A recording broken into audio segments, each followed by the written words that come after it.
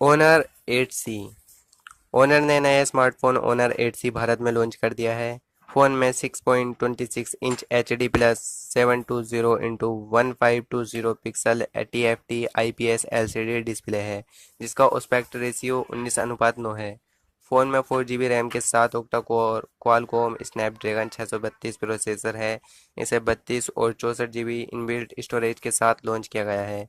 दोनों की स्टोरेज को माइक्रो SD कार्ड के जरिए 256 GB तक बढ़ाया जा सकता है। फ़ोन में LED फ्लैश के साथ 13 मेगापिक्सल प्राइमरी और 2 मेगापिक्सल सेकेंडरी कैमरा है।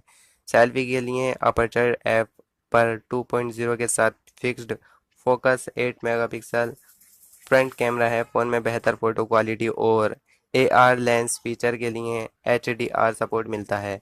इसमें 4000 mAh की बैटरी दी गई है। इस चैनल को सब्सक्राइब करने के साथ साथ इस वीडियो को ज़्यादा से ज़्यादा शेयर कर दें। So thanks for watching. अब मिलते हैं नेक्स्ट वीडियो में।